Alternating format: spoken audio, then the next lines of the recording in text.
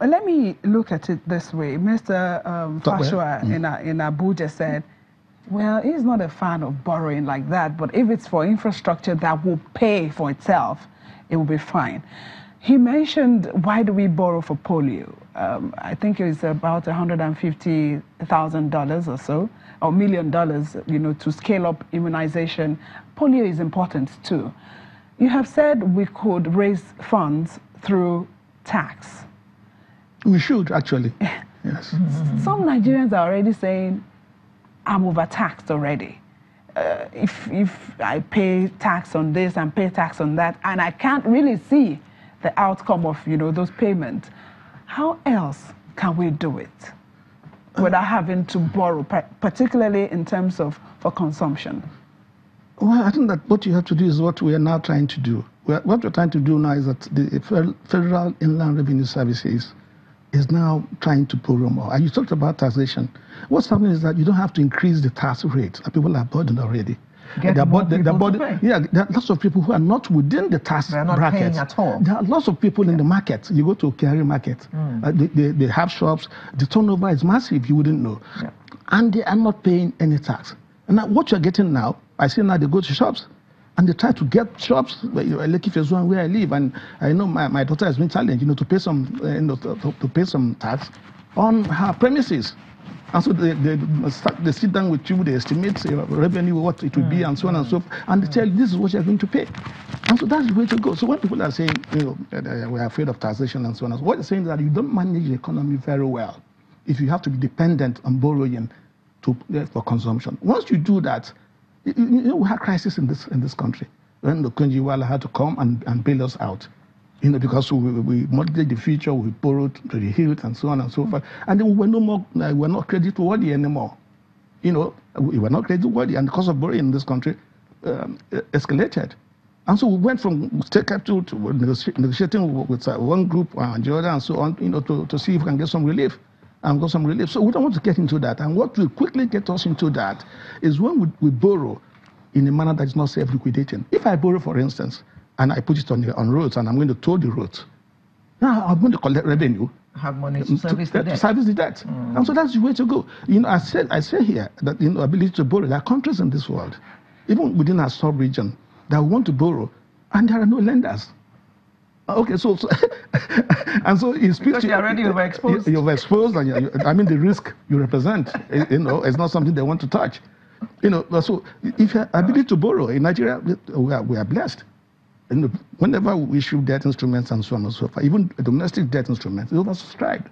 If you go to the papers, the debt management office will tell you, we issued bonds and so on, it's oversubscribed.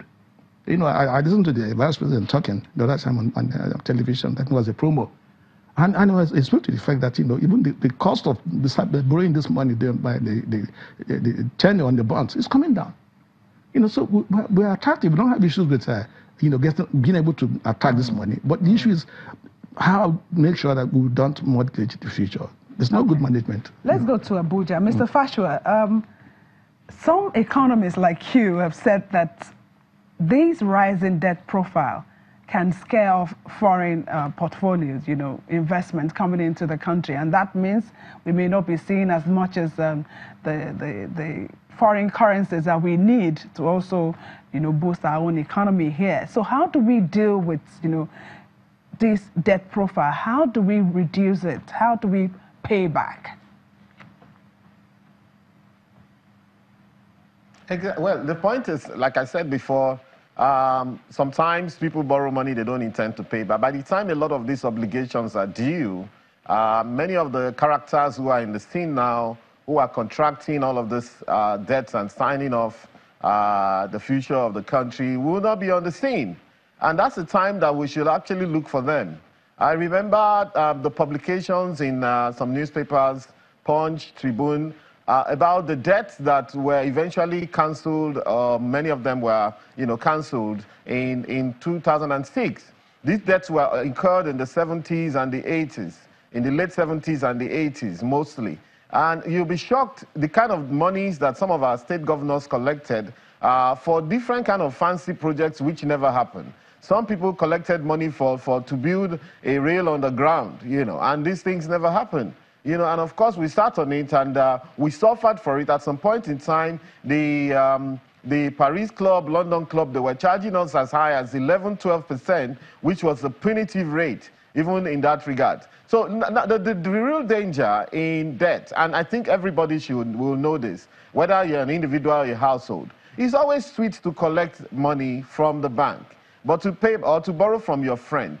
But to pay back is where the problem is. So many times our government, and federal and state, they like to borrow money in order to look good and to present a picture that all is well. And that's where the danger is, you know. Right now, we have the so-called recovery that we are into right now, about 1.5% recovery in GDP growth, is actually powered by this debt, as well as the fact that crude oil is selling at about $74, $75 right now. Okay, so, and it presents a good picture. Government can actually brag about it and say, hey, we're out of recession, but are we? What we're doing is we're booking a lot of bad times ahead, and that's not palatable. So how do we reduce this? The point is not to take a loan when you don't need to. Number two is to look for your own internal resources, okay? And the internal resources are there. I don't usually focus only on taxes, because what the government is supposed to collect from people are taxes,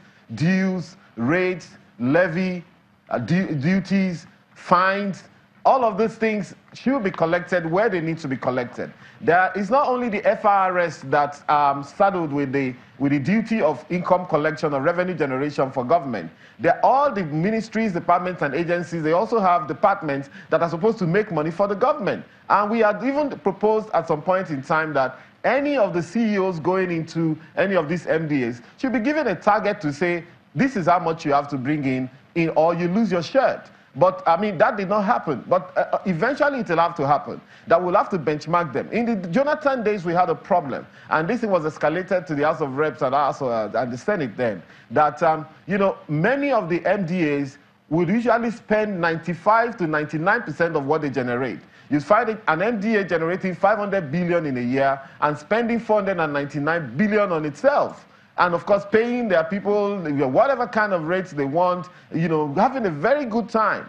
And that should not be the case. That issue is still prevailing right now. It's still a clear and present danger. An MDA that is income generating should be benchmarked. And they should also publish their accounts. That's what the Americans call the CAFR, Comprehensive Annual Financial Reporting, which every ministry, department, agency in the US publishes in the newspapers for the people of America to see. And I think that these are some of the accountability we need. If we can bring in that accountability, we'll be able to substitute some of this idea of mad borrowing all over the place, which we don't intend to repay, sometimes for projects that don't repay themselves, and then we leave all of that for our children to pay. I must say this quickly, that in 1962, when we borrowed money to build Apapa Road, the Nigerian pound, one Nigerian pound was equal to $2.80.